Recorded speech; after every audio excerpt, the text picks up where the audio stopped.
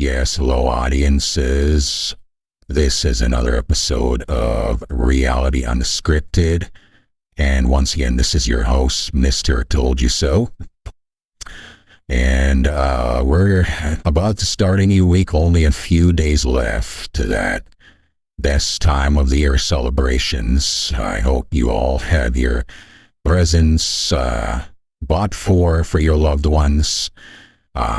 As the last minute shopping does start tomorrow and the day afterwards, going into the Christmas Eve day. So whatever you're planning to purchase, remember to have fun doing so. And remember to always be thinking that this time of the year is all about the giving, and receiving is the bonus. But of course, they do go hand in hand.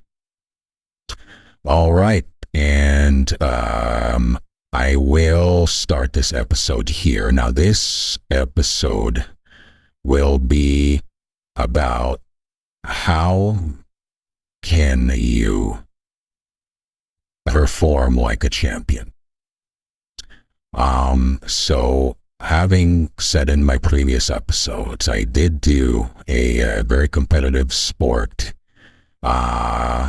with, plenty of competition experience and tournaments.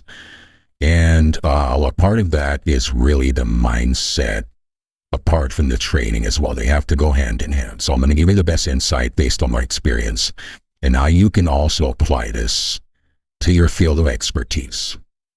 If I can come up with examples, I will definitely do so. But it really isn't too hard to transition what I've experienced, being a champion in multiple tournaments and competitions that I've done, and what goes into that. Okay. So the first step here is really the mindset of it, right? Because if the mindset is not there, then the performance level normally is not there as well. And they really do have to go hand in hand. It's not an easy task, and that's why you'll see champions are few and between. I believe personally, now, you can talk to multiple people, they have their own opinions, some will have one and some will have the other, but personally me, I'm not saying it's not impossible either way. When they say champions is a champion made or is a champion born, or vice versa. Personally me, I am being a believer of simulation theory, as I mentioned, and talking about Michael Jordan and Muggsy Bogues, you probably already guessed. I do believe that a champion is mostly born. And the reason why I'll tell you this is you have to have, the hard work and training will get you far. I'm not saying it's not. But once again, it's kind of like that in my previous episode where I was telling you about when, science is the best proof of everything, right? That's the best proof we have. But it goes to a certain point, and it has its limitation just like everything else. And where it ends, creative thinking and hypothesis has to begin. And where creative and hypothesis thinking ends, that's where science has to take over as well. So it's the same thing as that. It's got its limitations. Because once again, like I said, if I go back to Michael Jordan, Muggsy Bogues, Michael Jordan has X amount of advantages. Yeah, he has to work hard as well, but he has to work twice less the amount than Muggsy Bogues would. And even if Muggsy Bogues were, and like I said, if you don't know who Muggsy Bogues is, you really should do so. The guy is a phenomenal athlete with the height that he has. He has done more than what most people at his height would dream to do. But nevertheless, he would, even if he worked, to my opinion, harder than Michael Jordan, he would not be able, because the elements of 3D, once again, will not allow someone of that nature to perform as well as Michael Jordan would, based on the circumstances being, right? So I'm a big believer that based on those standards, champions are definitely born. Because if you have the specific skill sets that are already in your genetics, all we really have to do is put everything together and perform. Whereas someone who is not given that has to really work hard, and that hard work only goes to, it has its limitations as well, right?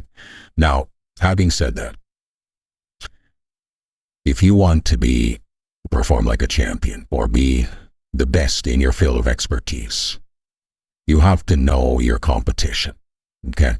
Now, I do remember back in the days when I was heavily into the competition scene, one of the first things I would focus on is the top competitors of my division, right? What I had to look out for with how they performed and how I would have to prepare for these individuals as my opponents, right?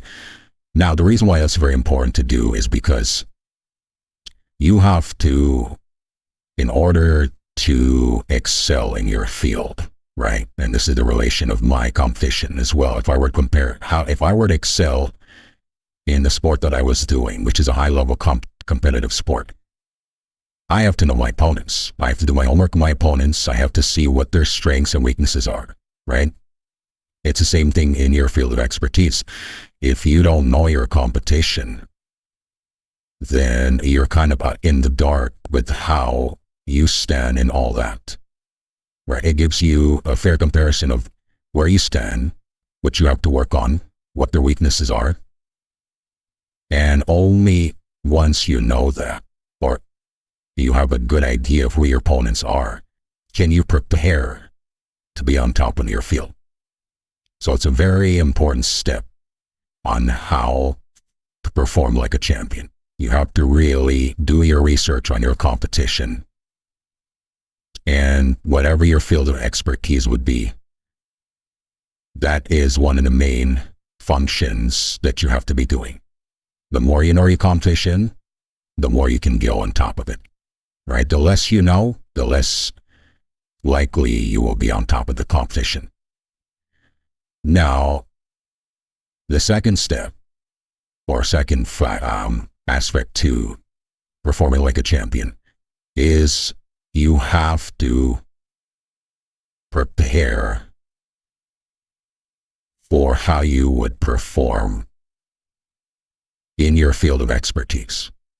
So whatever, I remember in one of the elements of being a competitor is we had to be disciplined on our training methods and foods to eat, and we were constantly,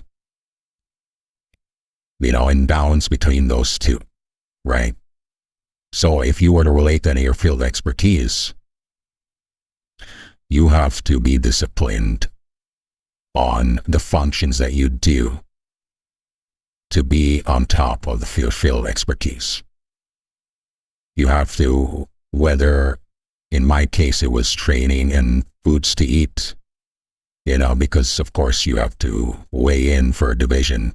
In my case, in your case, it could be something of a nature of what you do in your field. So whatever it be, you have to make sure you create a schedule that you're able to maintain and be disciplined about it, right? You also have to, this is also related to the first one, you have to research on the top performers of your fields. Because the more you know on the top performers, the more you can exploit their weaknesses, and the more that can help you build on your strengths. And that could be anywhere in the range of possibly speaking to some of these individuals. And if you're not comfortable with it, speak to individuals and know them.